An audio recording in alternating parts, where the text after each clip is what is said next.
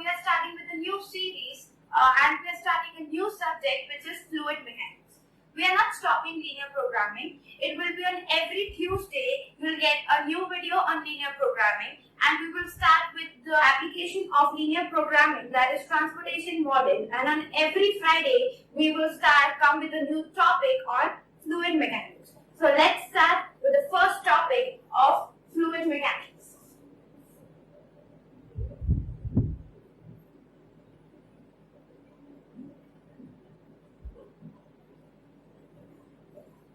So, what do you mean by fluid mechanics? See, fluid mechanics is a branch of science that deals with the fluids which are either at rest or in motion. So here we will study about the different type of fluids and we will study when these fluids are in either rest or they are either in motion. So this branch is further divided into three types.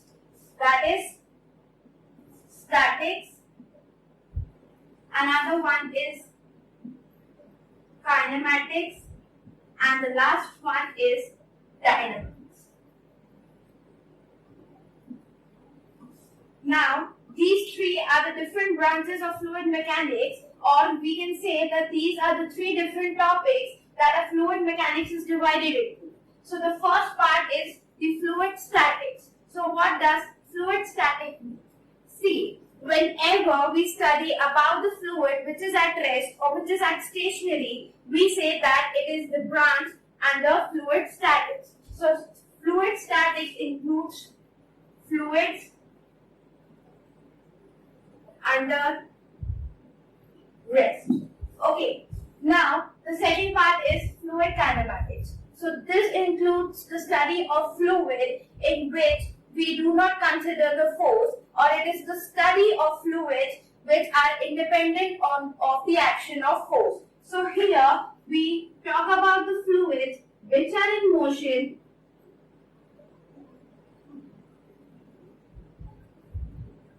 Here the fluids are in motion, but we do not consider the effect of force. We do not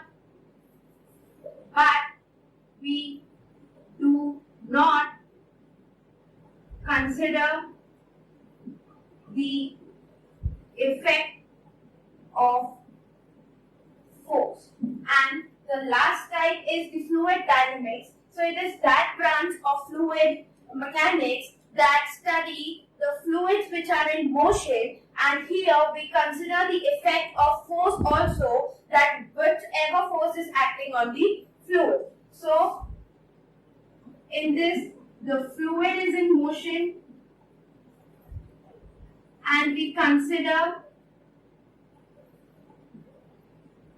the effect also.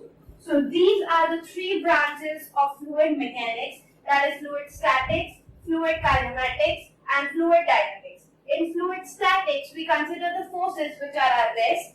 Fluid kinematics, we consider the fluids which are in motion, but we do not consider the effect of force that is acting on it. And last is the fluid dynamics. So these include the fluids which are in motion, and here we also consider the effect of force which are acting on the fluid. So now starting with, what do you mean by fluid? See, a fluid is a substance which has the tendency to deform continuously under the action of shear force. Means that suppose if we have a fluid like this, okay, now suppose a shear force is acting on one of the layers of this fluid. Now this layer will tend to move forward. Suppose we have a particle over here. Now this on action of shear force, this particle will move forward in this direction. Now this particle is connected to another particle of the next layer. So when this particle will move forward, this particle will apply a force on this particle to move forward. Okay, but we have a third particle which is again in contact with the second particle, but this particle will not allow this particle to move. So this will apply a shear resistance over here. So on every particle of a fluid, we have two forces acting on it. See, this is what a water particle. Now, when a particle above this particle will move forward, it will tend to take this particle along with it. तो ये particle आगे move करेगा with the action of what?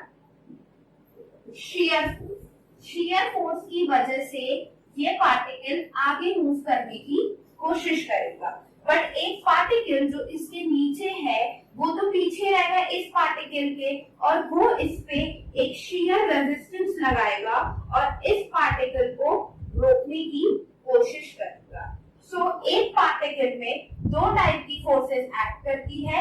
उसके जो उसको आगे लेके जाती वो होती है shear force, और एक होता है shear resistance जो उसको पीछे खींचने की कोशिश करती है.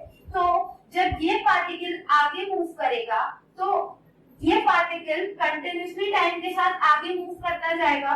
उसी तरीके से ये सारे पार्टिकल्स आगे मूव करते जाएंगे. तो अगर एक फिक्स्ड पोजीशन के रिस्पेक्ट में देखा जाए, ये पार्टिकल अभी एक इस पॉइंट पे है, कोई टाइम t1 में, कोई टाइम t2 में ये पार्टिकल इस पोजीशन में आया, एंड कोई टाइम t3 में पार्टिकल इस पोजीशन में. Similarly in the second layer we have a particle over here at time t1, t2 में it is here और t3 में इधर.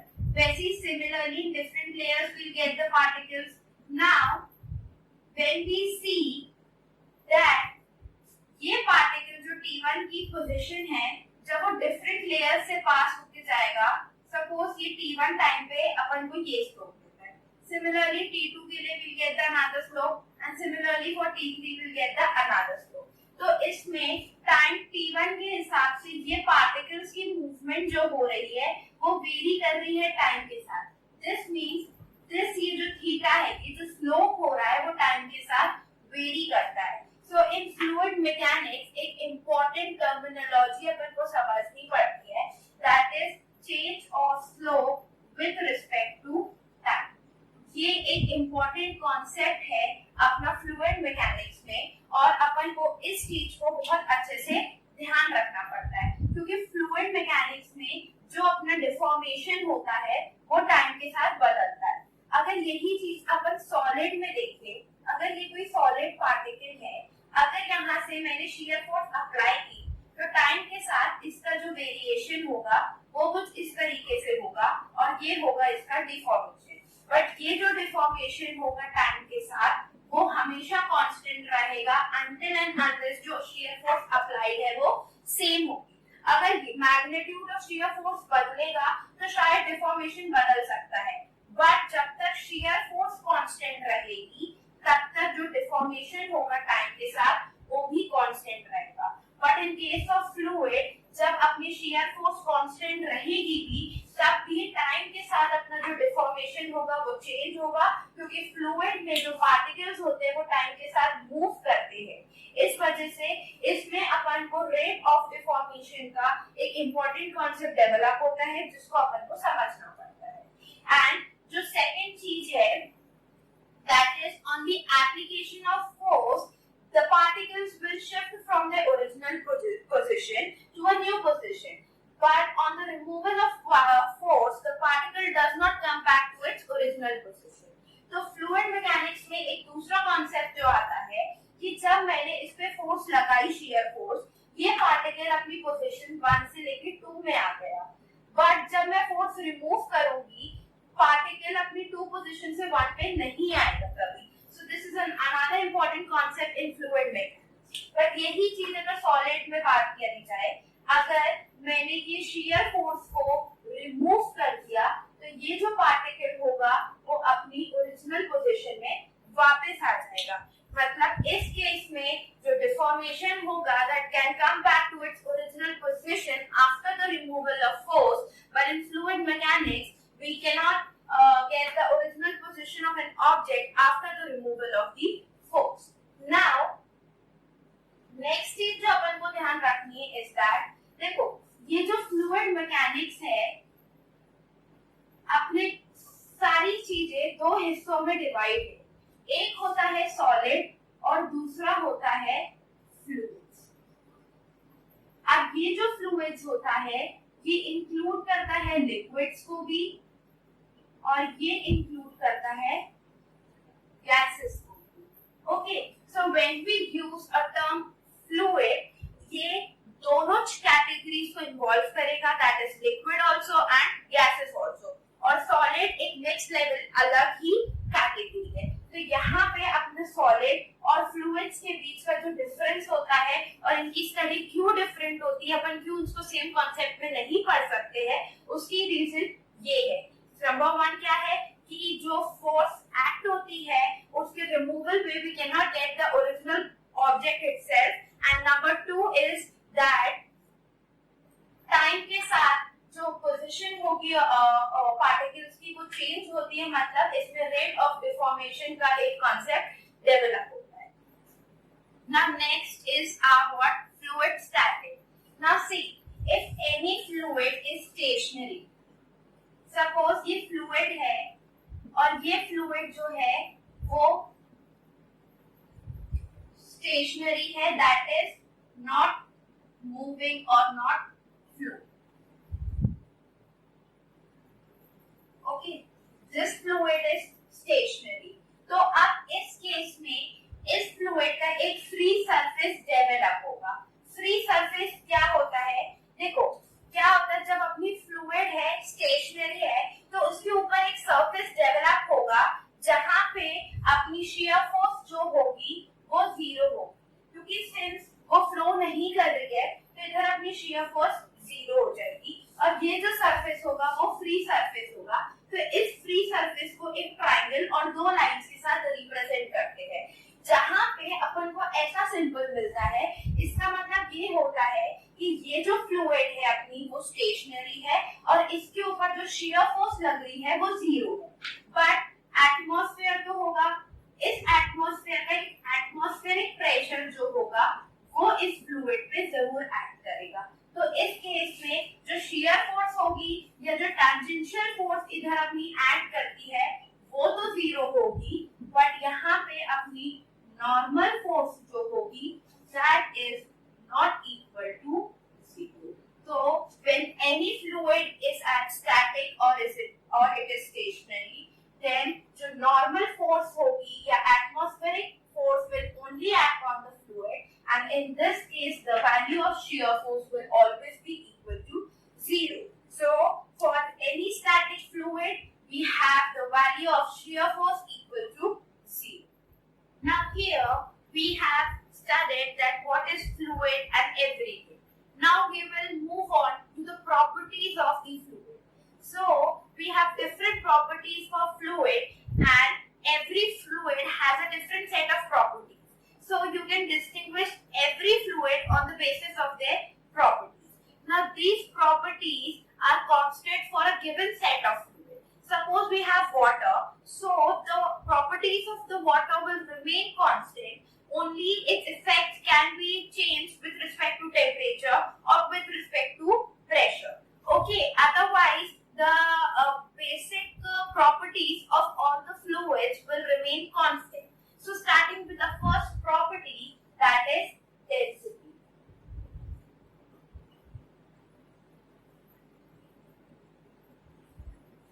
So the first property of fluid is what? Density. Now what do you mean by density? देखो density का formula होता है mass upon volume, या अपन general term में बात बोल सकते हैं कि पर यूनिट वॉल्यूम में किसी भी चीज का कितना मास होता है अपन उस चीज को क्या बोलते हैं? डेंसिटी। पर यूनिट वॉल्यूम में किसी भी चीज का कितना मास होता है वो चीज जो होती है वो होती है density. So it is defined as what? Mass per unit volume, or we can also say density as number of molecules जो present होंगे per unit volume। Okay, अपनी per unit volume, suppose ये अपनी 1 unit of volume है, ठीक है, this is 1 unit of volume, और इस unit of volume में अपने कितने molecules present रहेंगे वो चीज जो बताता है वो होता है अपना density. Okay, So this is what mass per unit volume is known as density. तो इससे जो इसकी SI यूनिट आती है वो आती है that will be what kg per meter cube. So the density is what the SI unit of density is kg per meter cube. Okay. So what do you mean by density? So it is defined as what? Mass per unit volume, or it is also known as what? Number of molecules per unit mass is also per unit volume is also known as density. Now you can see the figure here. In this figure we have four set of images. Okay. Now in every image you can see that the number of molecules are increasing as we are moving from left to right. So the number of molecules are increasing. This means that the density of the object is also increasing as you are moving from left to right. तो अगर किसी भी चीज में number of molecules कम होंगे तो उसकी density कम होगी, और अगर नंबर ऑफ मॉलिक्यूल्स ज्यादा होंगे तो उसकी डेंसिटी ज्यादा होगी. फॉर एग्जांपल अपन बात करें, we know three states of matter. We have solid, then we have liquid, and then we have gases. इसी में अगर अपन बात करें तो सॉलिड में जो मॉलिक्यूल्स होते हैं वो बहुत कॉम्पैक्ट होते हैं और बहुत क्लोज होते हैं एक दूसरे के. तो इस केस में अपन बोल सकते हैं कि जो डेंसिटी होती है सॉलिड की वो ज्यादा होगी डेंसिटी ऑफ लिक्विड की, क्योंकि लिक्विड्स में जो मॉलिक्यूल्स होते हैं वो थोड़े दूर दूर होते हैं. अगर अपन सॉलिड्स की बात करें तो उसमें जो मॉलिक्यूल्स होते हैं वो बहुत ही क्लोज होते हैं एक दूसरे के और बहुत कॉम्पैक्ट पोजीशंस में होते हैं. ओके. फिर अपन लिक्विड की बात करते हैं तो इस केस में जो मॉलिक्यूल्स होते हैं वो थोड़े फार अवे होते हैं एक दूसरे के, बट तब भी क्लोज रहते हैं. तो we can say the density of solid सबसे ज्यादा होगी, फिर डेंसिटी ऑफ लिक्विड होगी, फिर we come to density of gases, क्योंकि जो गैसेस के मॉलिक्यूल्स होते हैं वो बहुत ही रैंडम होते हैं और एक दूसरे से बहुत ही ज्यादा दूर रहते हैं. तो इस केस में जो होगी वो डेंसिटी होगी वो बहुत कम होगी. इसलिए अपन ने देखा है कि डेंसिटी ऑफ एयर जो होती है वो 1.2 कुछ है, ठीक है, और वो बहुत कम है. पर डेंसिटी ऑफ वाटर जो है वो बहुत ज्यादा होती है, वो होती है 1000 kg पर मीटर क्यूब, जो कि बहुत ज्यादा होती है. और उसी तरह अगर अपन कोई सॉलिड चीज की डेंसिटी देखेंगे तो वो और ही ज्यादा होती है. एल्युमिनियम स्टील की डेंसिटी वो बहुत ही ज्यादा होती है. तो ये होता है अपना what? Density. Now we will understand the effect of density of pressure and temperature on density. Now suppose we have any fluid, okay, we have any fluid. Now we will see that what is the effect of density when there is change in pressure and change in temperature. Now when we will increase the temperature, what happens? See, this is any object. जब temperature बढ़ेगा तो इसके particles एक दूसरे से और दूर जाएंगे और वो बहुत रैंडम मोशन करेंगे. तो जब पार्टिकल्स दूर जाएंगे तो number of particles per unit volume में कम होगी, और इसका मतलब क्या होगा कि डेंसिटी अपनी कम हो जाएगी जब अपना टेम्परेचर इंक्रीज होगा. क्यों? टेम्परेचर इंक्रीज करने पे क्या होगा कि जो पार्टिकल्स होंगे वो एक दूसरे से बहुत दूर होंगे और रैंडम मोशन करेंगे, और number of particles per unit volume में कम होंगे. इस वजह से क्या होगी? अपनी डेंसिटी कम होगी. सेकंड, प्रेशर का इफेक्ट देखते हैं.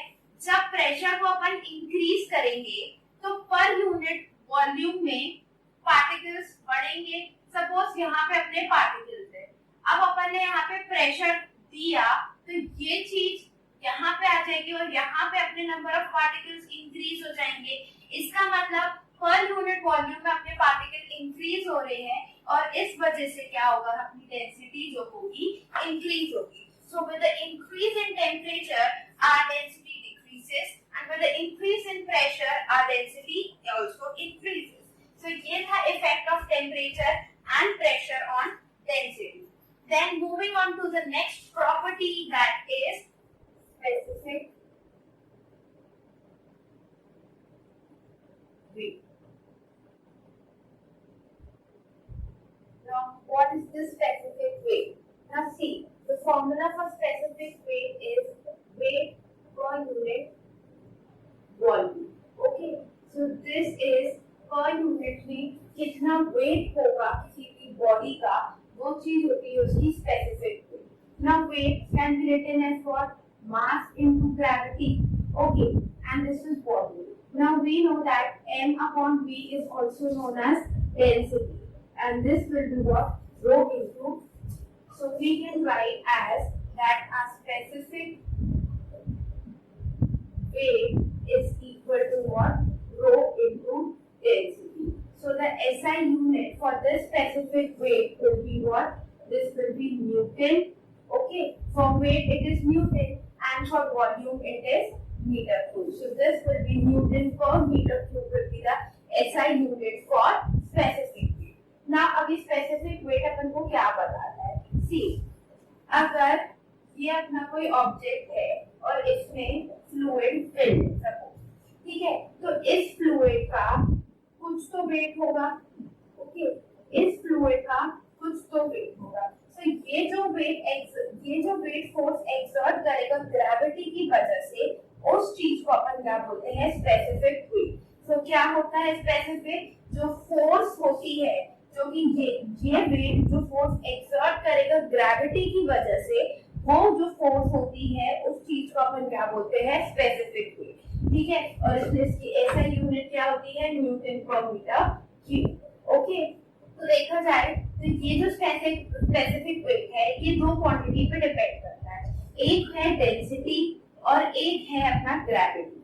ओके, तो जहां जहां डेंसिटी वेरी करेगा, मतलब प्रेशर और टेम्परेचर के साथ अपना डेंसिटी वेरी करेगा, तो जहां जहां प्रेशर और टेम्परेचर वेरी करेगा वहां डेंसिटी वेरी करेगा और वहां पे अपना क्या स्पेसिफिक वेट भी वेरी करेगा. और दूसरा फैक्टर जो होता है जिसपे स्पेसिफिक वेट डिपेंड करता है दैट इज ग्रेविटी. तो जहां पे ग्रेविटी चेंज होगी, अब जैसे पूरे अर्थ की ग्रेविटी तो कांस्टेंट रहती है, दैट इज 9.81 मीटर पर सेकंड स्क्वायर, तो उस केस में अपना स्पेसिफिक वेट सेम रहेगा. बट जैसे अपन मून में गए, कोई दूसरे प्लैनेट में गए जहां पे जी वेरी करेगा, वहां पे अपना स्पेसिफिक वेट भी वेरी करेगा. सो दो फैक्टर्स जिसपे अपना स्पेसिफिक वेट डिपेंड करता है that is what, density and gravity. और जहां जहां डेंसिटी भी वेरी करेगा दैट इज प्रेशर और टेम्परेचर के साथ, वहां पे भी अपना स्पेसिफिक वेट वेरी करता है. Okay, now the third property is what, specific gravity. This is denoted by letter S. Okay, अब ये specific gravity क्या होती है? So this is defined as the ratio of specific weight of a fluid to the specific weight of the standard.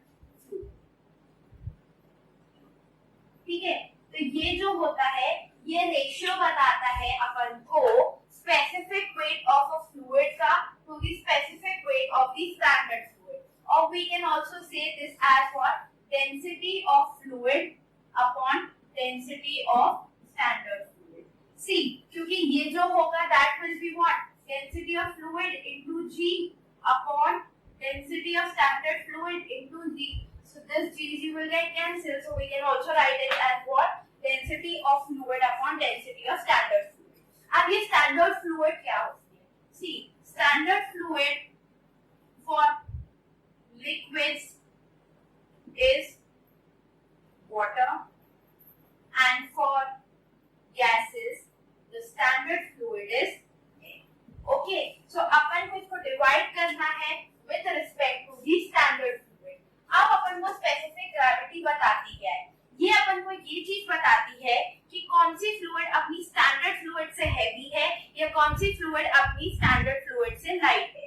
Suppose अपनी specific gravity greater than 1 आती है, इसका मतलब स्पेसिफिक वेट जो अपना फ्लूइड का होगा वो ज्यादा होगा अपना specific weight of standard fluid, तभी ये ratio will be greater than 1. मतलब जो अपना फ्लूइड होगा वो भारी होगा या वेट में ज्यादा होगा अपने स्टैंडर्ड फ्लूइड से. जब ये स्पेसिफिक ग्रेविटी की वैल्यू इक्वल टू 1 होगी, उस केस में जो फ्लूइड का वेट होगा वो बराबर होगा अपने स्टैंडर्ड फ्लूइड के वेट से. और लास्ट केस में जब ये लेस देन 1 होगा तो स्पेसिफिक वेट अपना अब फ्लूइड का जो होगा वो कम होगा अपने स्टैंडर्ड फ्लूइड के स्पेसिफिक वेट से। ओके, सो ये है अपना स्पेसिफिक ग्रेविटी। नाउ जो अपनी फोर्थ प्रॉपर्टी है that is known as what, compressibility.